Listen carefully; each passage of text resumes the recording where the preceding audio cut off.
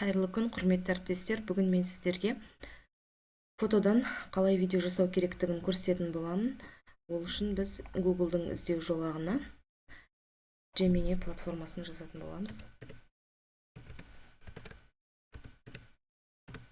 Gemini платформасына кіргеннен кейін көріп тұрғандарыңыздай создать изображение батырмасын басамыз.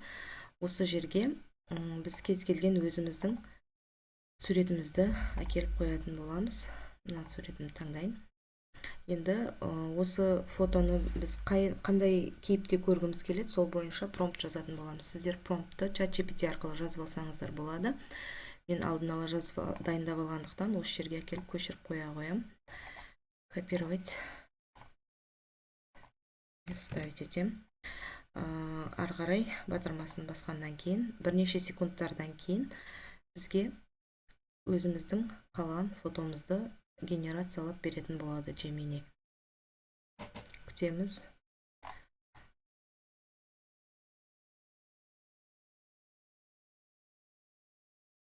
Көріп тұрғандарыңыздай осындай фото жасап берді маған. Өзімнің айтқан промптым бойынша. Енді бұл суретті біз өзімізге жүктеп алатын боламыз.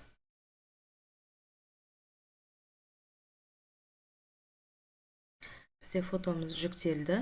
Ары қарай біз осы фотодан видео жасау үшін Grok деген приложениені, платформаны ашатын боламыз. Grok приложениесіне кіріп, ашылған терезеден Imaging батырмасын басатын боламыз. Басқаннан кейін біз бұл жерге өзіміздің жаңа дайындап алған суретімізді алып кеп қоятын боламыз. Суретіміз орналасты. Енді осы суретке біз видео жасауымыз керек қой. Сол үшін сделать видео деген батырманы басамыз. Видео қандай форматта болсын, мысалы 16:9 дегенді белгілен таңдап, енді осы фотомызға промпт жазатын боламыз. Ол промптты да сіздер ChatGPT арқылы алдын ала дайындап аласыздар, қандай видеода қандай қимылдар болу керек деген сияқты. Негізінде промптты ағылшын тілінде жаздырып алсақ, ол кезде біздің бейнеміздің сапасы өте жақсы болатын болады. Жаңағы промптымызды әкеліп осы жерге орналастырамыз да, ары қарай батырмасын басамыз.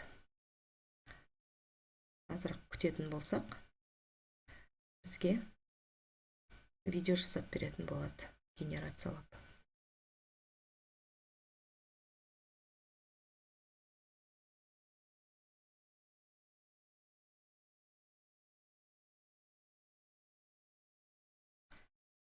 Көріп тұрғандарыңыздай бізде пайыз жүріп жатыр, 100% болған кезде.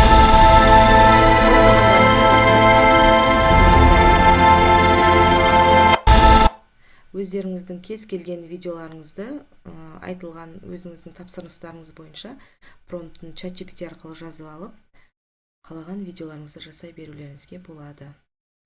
Сау болыңыздар. Ары қарай видеоны біз жүктеп алатын боламыз.